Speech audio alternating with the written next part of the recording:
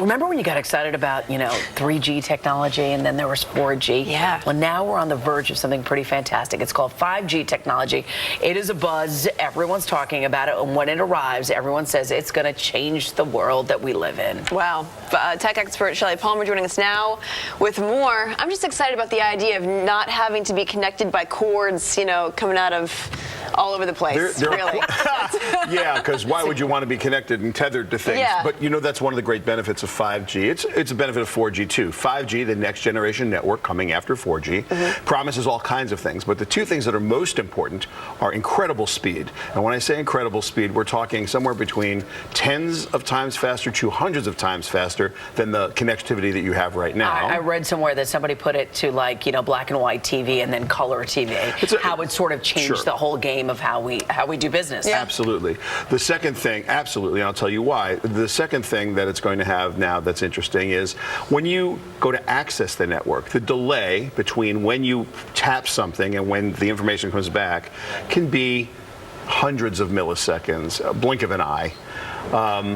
In the new technology, 5G, we're talking about imperceptible delay, like 1 or 2 milliseconds, which to human beings seems like instantaneous.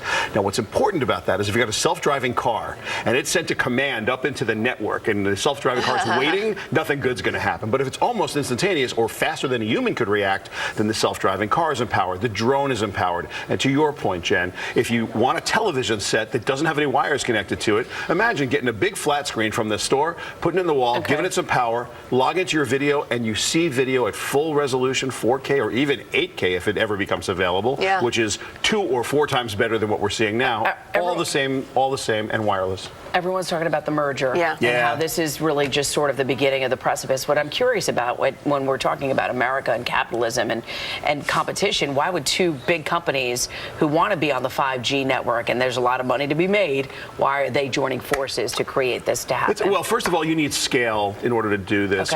You need many more cell towers for 5G than you needed for 4G. The way the physics work, and I can't go into it here, there's an article at shellypalmer.com that explains it in pretty good detail if you're that geeky. But you need a lot more tower density. And so having both combined, you need different spectrums, different part of the frequency spectrum, which both of these companies have. Now, truly, T-Mobile and Sprint have both said independently they were going to make a 5G network. Together, they'll get there faster, and they'll be able to compete with AT&T and Verizon. In a better way.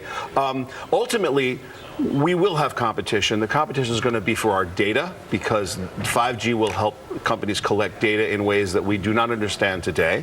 And it will also, people are a little worried about consumer choice. You'll have consumer choice with 3 big companies. In a 5G world, if we really all go there, you'll actually have more competition because the signals are everywhere. So you'll have 3 national carriers you can get to all the time. What does this mean for our data?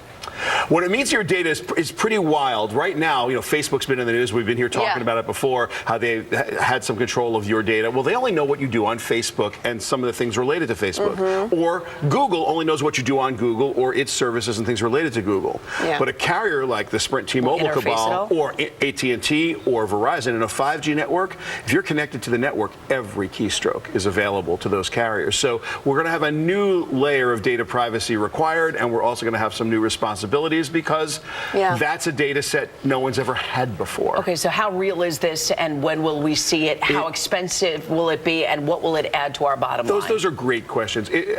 Every company, all 4 companies independently, and if merger happens with T-Mobile and Sprint, all of them are somewhere the end of 19, beginning of 20. By 21, we'll be rolling that out to consumers. So we're a couple, 3 years away, but this is absolutely real. Tests are in place. It's called fixed wireless. Again, shellypalmer.com. I don't usually push, but there's a great article there about how to get this done and what it is, why you're going to care. 5 reasons you're going to care about 5G. Excellent. Thank you, Shelly. Shelly. Thanks.